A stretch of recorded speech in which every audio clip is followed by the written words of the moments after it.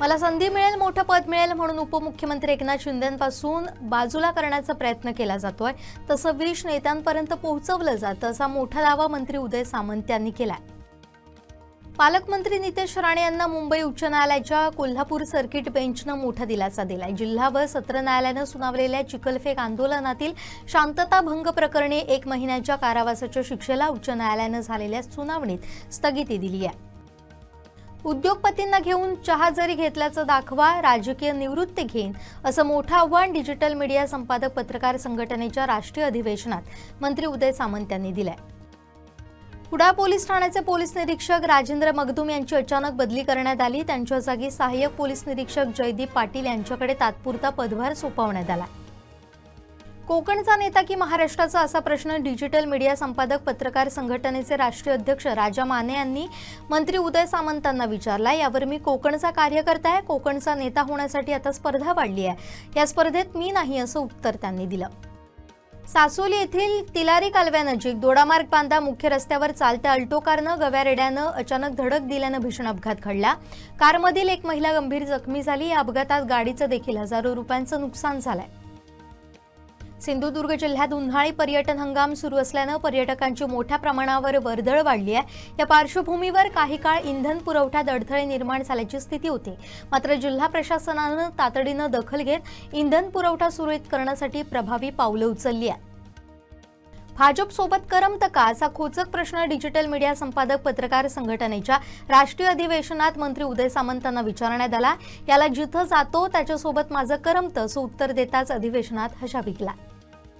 पश्चिम बंगाल आणि तामिळनाडू विधानसभा निवडणुकीत भाजपनं मिळवलेल्या घवघवीत यशामुळे बांदा शहरात भाजप कार्यकर्त्यांनी मोठा उत्सव साजरा केला। यावेळी फटाक्यांची जोरदार आतषबाजी करून विजयोत्सव साजरा करण्यात आला।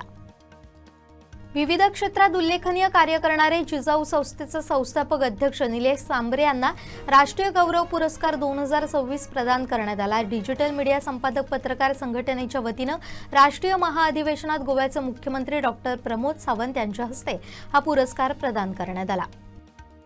आमदार निलेश राणे यांच्या नेतृत्वाखाली पार पडलेल्या पोटनिवडणुकीत शिवसेनेनं विजयी घौडदौड कायम राखली आहे। कुडाळ तालुक्यातील कडावल ग्रामपंचायत बिनविरोध जिंकण्यासोबतच तालुक्यातील अन्य 4 ग्रामपंचायती आणि मालवणमधील वराड आणि धामापूरमध्ये शिवसेनेनं एकतर्फी विजय संपादन केलाय। खरात प्रकरणी ट्रोलिंगवरून मंत्री उदय सामंतांनी सारांचेच कान टोचले। टूक करता बातमी पुढे पाठवता पण यात एखादा बर्बाद होतो अशा शब्दात त्यांनी प्रेक्षक पत्रकारांना सुनावलं।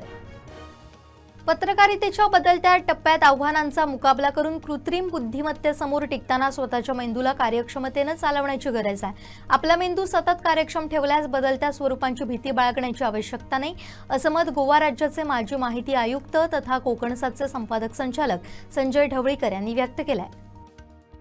सावंतवाडी कोलगाव भोमवाडी येथील एका 29 वर्षीय किशोर मुकुंदा मेजारी या तरुणाचा मृत्यू झालाय। कामावरून दुचाकीवरून घरी परतत असताना सावंतवाडी बाजारपेठेत आले असता त्यांना अचानक फिट आली आणि ते दुचाकीसह रस्त्याच्या बाजूला कोसळले।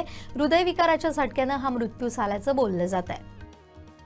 मे महिन्यामध्ये आंब्याची आवक वाढते। याचवेळी कर्नाटकी हापूस आंबा देखील कणकवली बाजारात दाखल असल्यानं देवगड हापूसच्या नावाखाली ग्राहकांची फसवणूक होण्याची शक्यता व्यक्त होतीये।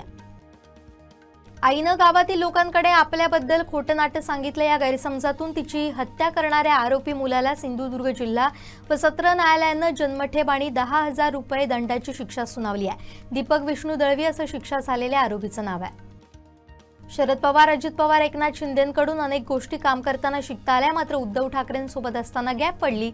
शरद पवार अजित पवार एकनाथ शिंदेंचं मंत्री सामंतांनी कौतुक केलं तर उद्धव ठाकरेंना टोला लगावला।